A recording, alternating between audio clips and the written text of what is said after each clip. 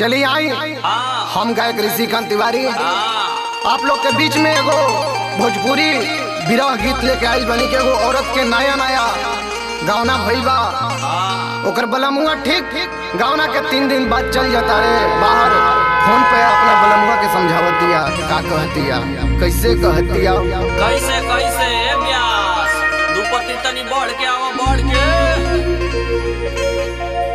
गावना कजा के तीसर दिन चल गईनी। अरे ठीक ना कइले आज गवना कजा के तीसर दिन चल गईनी। हम राजा जी ए हमार सैया जी ठीक से देखियो न पैनी। गवना कजा के तीसर दिन चल गईनी। हमार राजा जी ए हमार सैया जी ठीक से देखियो न पैनी। हमार राजा जी ठीक से देखियो न पैनी। हमार राजा जी ठीक से देखियो न पैनी। गवना कजा के तीसर दिन चली गईनी। गवना कजा के तीसर दिन चली गईनी। हमार राजा जी ए हमार राजा जी ठीक से देखियो न पैनी। हमार राजा जी ठीक से देखियो न पैनी। हमार राजा जी ठीक से देखियो ना पहिनी। हमार राजा जी ठीक से देखियो ना पहिनी।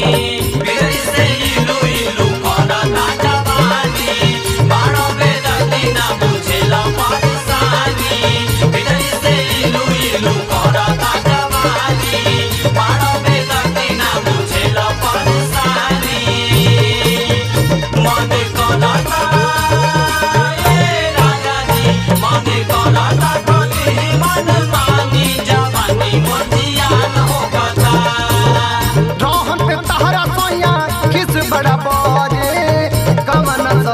चलते रहेला ना घरे रहेला ना घरे राजा रहेला ना घरे रहेला ना घरे राजा रहेला ना घरे रोहन पे तहरा सोयो खिस बड़ा बोरे कमन सवतिया चलते रहेला ना घरे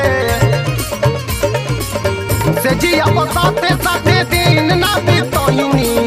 से जिया साथे दिन ना बितोइनी। हमार राजा जी ए हमार सोनिया जी ठीक से देखियो ना पैनी। हमार राजा जी ठीक से देखियो ना पैनी। हमार राजा जी ठीक से देखियो ना पहिनी। हमार राजा जी ठीक से देखियो ना पहिनी। दिगु भर रात प्यार पहले बानी राजा जी। दिगु भर रात प्यार पहले बानी राजा जी। छुए के छोड़ दीना हले बानी राजा जी। छुए के छोड़ दीना हले बानी राजा जी। छुए के छोड़ दीना हले बानी राजा जी।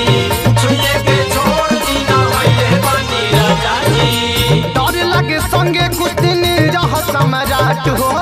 ऋषिकांत वरवा कहीं काट न खाट हो। कौदे ना घात हो कौदे ना घात हो कौदे ना घात राजा कौदे ना घात हो। डर लगे संगे कुछ दिन रह सम्राट हो। ऋषिकांत वरवा कहीं काट न खाट हो। बच के रहो बच के नया नोहर पानी हमार जीव को कईनी।